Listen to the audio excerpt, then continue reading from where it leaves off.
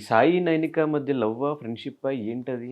It was love definitely. హ్మ్. ఎందుకంటే ఇంత జనాలు ప్రేమించారు కాబట్టి ఏదో ఒకటి ఉంది కాబట్టి ప్రేమించారు.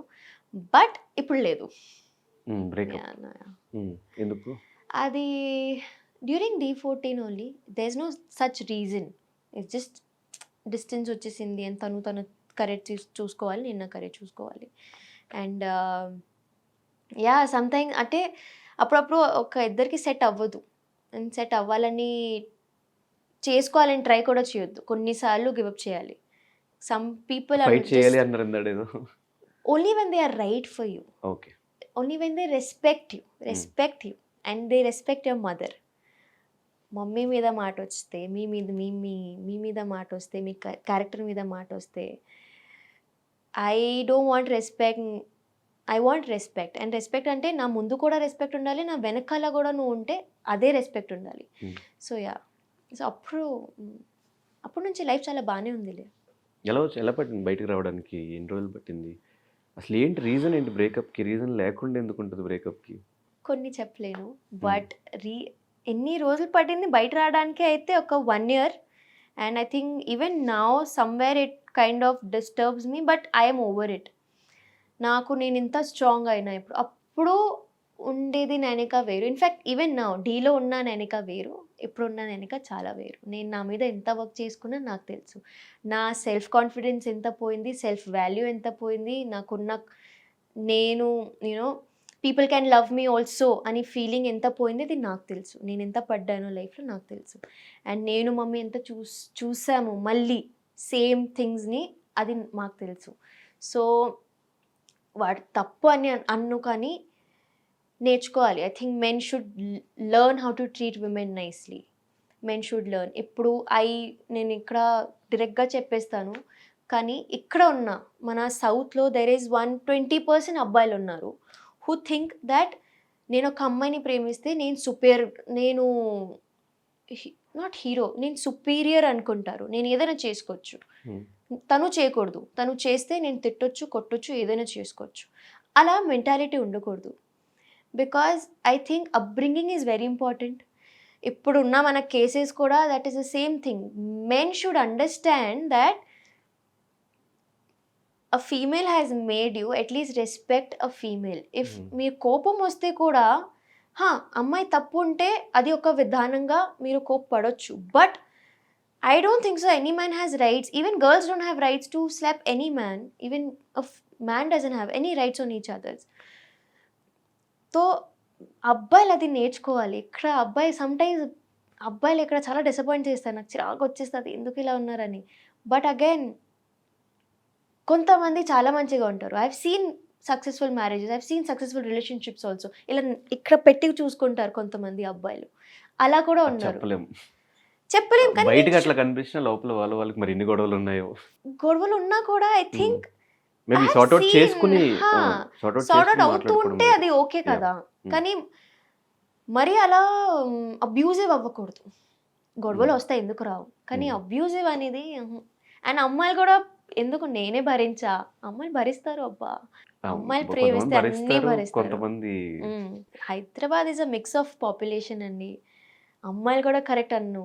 అబ్బాయిలని కూడా కరెక్ట్ అనను. ఇది జస్ట్ ఈ జనరేషనే my generation is a total waste. ఇది నేను మొత్తం చెప్పేసా. But we need to understand that ఒక రిలేషన్‌షిప్ అన్నప్పుడు, ఫీలింగ్స్ అన్నప్పుడు సిన్సియర్‌గా ఉండడం చాలా ఇంపార్టెంట్. ఒక మనిషిని మీరు ప్రేమిస్తున్నారంటే, ఆ మనిషి లైఫ్ మీ ఇలా చుట్టూ తిరుగుతూ ఉంటది. అండ్ అలాంటి మేబీ మీరు స్ట్రాంగ్ ఉండొచ్చు. కానీ నేను అంత స్ట్రాంగ్ లేను కాబట్టి.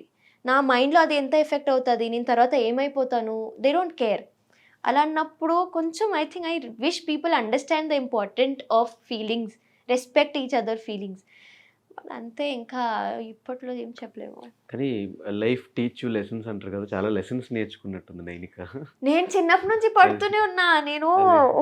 నాకు ఏది లేదంటే లేదు. నాకన్నీ ఉన్నాయి. I have childhood trauma. I don't have fathers love. నాకు మళ్ళీ టీనేజ్ ట్రామా, రిలేషన్‌షిప్ ట్రామా అన్నీ చూస్తూనే ఉన్నాను. దేవుడు నాకు దేనికి ప్రిపేర్ చేస్తున్నారో నాకిప్పుడు కూడా తెలీదు. హ్మ్. కానీ ఇది అంటే బయట చెప్తే చెప్తుంది అని అనిపిస్తది కానీ, నాకు నా లైఫ్ మీద ఎంత క్లారిటీ ఉందో, ఇప్పుడున్న ఈ జనరేషన్‌లో ఉన్న ఒక అమ్మాయికి అంత ఉండదు అనుకుంటా. ఎందుకంటే అన్నీ చూసా నేను. అండ్ నేను పడుతున్నా. అండ్ ఆ తర్వాత కూడా వద్దు.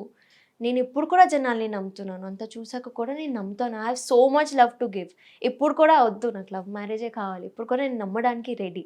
ఎందుకంటే not everybody is same. And మారుతారు జనాలు కూడా. కొంతమంది మరి అలానే ఉంటారు కానీ మారుతారు. అది ఛాన్స్ ఇవ్వాలి. సో చాలా నేర్చుకున్నానని లేదు కానీ వచ్చింది అలా అంతే. తప్పులేదు. I also want to enjoy my teenage. I also want to be a small kid. నేను నా స్కూలింగ్ కూడా కంప్లీట్ అయ్యగానే నేను తర్వాత నా స్టడీస్ కంప్లీట్ చేయలేదు. Direct work. Because my life has always been hustle hustle hustle hustle. పని చేస్తూనే ఉన్నాను, స్ట్రగల్ చూస్తూనే ఉన్నాను. And I think when I was 16 I started working. అప్పుడే నేను ముంబై వెళ్ళి 2 years ఒంటరిగానే ఉన్నా. అప్పుడు మమ్మీ కూడా లేదు.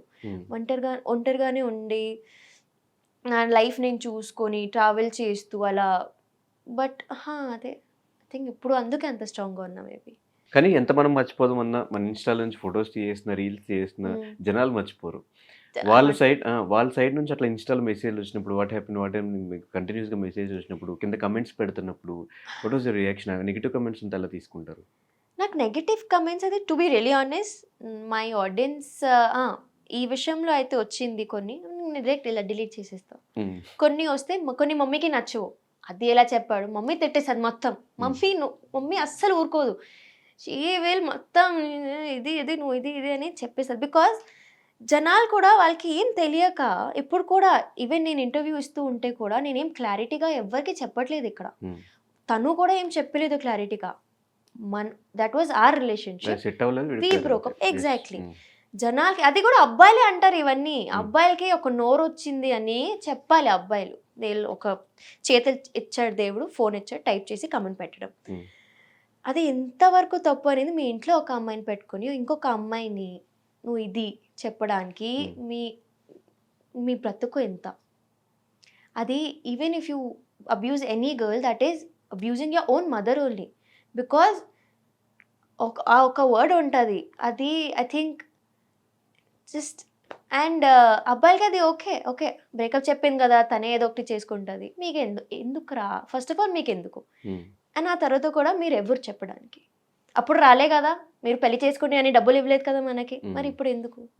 No, you are not involved when we fell in love. So don't get involved now also.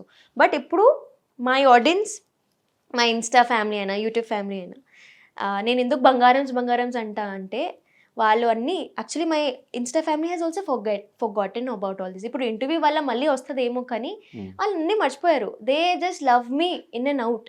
వాళ్ళు నా మాటలు విని ఐ థింక్ వాళ్ళు నన్ను ఎంత మంచిగా చూసుకుంటారంటే I'm blessed to have them. వాళ్ళు నిజంగా అన్నీ మర్చిపోయి ఉన్నారు. అండ్ నేను ఏదైనా కొత్త సిరీస్ అయినా ఎంత మంచిగా సపోర్ట్ ఇస్తున్నారంటే నాకు అప్పుడు కూడా రాలే ఈ సపోర్ట్. నేను చేసిన సిరీస్కి కూడా ఇంత రాలేదు. ఇప్పుడు ఏదో వస్తుంది నేను ఒంటరిగా చేసినప్పుడు. అది నాకు చాలా నచ్చుతుంది. సో ఐఎమ్ లైక్ ఓకే, ఒక పేరు కరెక్ట్ అయింది, ఆ పేరు తీసేసిన. కానీ ఇప్పుడు నైనిక అయితే నుంచుంది. నైనిక యాజ్ అన్ ఇండివిజువల్ నుంచుంది. సో నాకు అది చాలు. And that is all because of my audience only. వాళ్ళు నాకు అప్రిసియేషన్ ఇస్తున్నారు, వాళ్ళు నాకు హోప్స్ ఇస్తున్నారు, ఫెయిత్ పెడుతున్నారు నా మీద. అది నాకు చాలా పెద్ద విషయం. సో మళ్ళీ బ్రేకప్ అయిన తర్వాత మళ్ళీ ఏ లవ్లోకి రిలేషన్షిప్లోకి వెళ్ళాలనిపించలేదు? ప్రేమలో పడితే పోతాలే, కానీ ఇప్పుడు కొంచెం అలా దాని మీద ఇంట్రెస్ట్ ఉంది మళ్ళీ రిలేషన్ ఇంట్రెస్ట్ అనేది లవ్ మీద ఇంట్రెస్ట్ ఉండదు, అది అయిపోతుంది. But I have not given up on love. So డీలో చేస్తున్నప్పుడు కానీ డీ స్టార్ట్ అయిన దగ్గర నుంచి కెరియర్ స్టార్ట్ అయినట్టు నైనికాకి. అంతకుముందు అసలు నైనిక ఎవరో కూడా ఎవరికి తెలియదు. సో ఆఫ్టర్ ఆ జర్నీలో who are the supporting people to you? Shashi Master, my biggest support was Shashi Master, my mother and my group. Shashi Master's group మొత్తం వాళ్ళు లేకపోతే నైనిక ఉండదు. బికాస్ ప్రతి ఒక్క పర్ఫార్మెన్స్కి నైనికకి ఎందుకు పేరు వచ్చిందంటే నైనిక అంత గ్రాండ్ పర్ఫార్మెన్సెస్ ఇచ్చింది కాబట్టి. ఐ విల్ డైరెక్ట్లీ యాక్సెప్ట్ చేస్తాను. నాకు డీలో ఒక పేరు వచ్చిందంటే శశి మాస్టర్ వల్లనే. అది నాకు నైనికని ఎలా చూపించాలో అలా చూపించారు జనాలకి. అండ్ ఇప్పుడు కూడా నైనిక అంటే గ్రాండ్గా ఉండాలి అని ఉండిపోయింది అందరికీ. So I think Shashi master was my soul backup. Shashi master's wife and my choreographer అప్పుడు Kishore master and my mother. So Nainika Sai relationship వల్ల నైనికకి ఫేమ్ వచ్చిందా, లేదంటే డీలో డాన్స్ వల్ల పర్ఫార్మెన్సెస్ వల్ల? Nainika was always famous. తర్వాత ఈ ట్రాక్ వచ్చింది. ఓకే. అది ఢీ వాళ్ళకి తెలుసు. Nainika was always famous. Nainika got first performance నుంచి నైనికాకి పేరు వచ్చింది. ఆ తర్వాత ఏదో అయింది. అది ఒక అలా ఇట్స్ లైక్ నంబర్ 2, నంబర్ 3. కానీ Nainika was always famous. Nainika is still famous.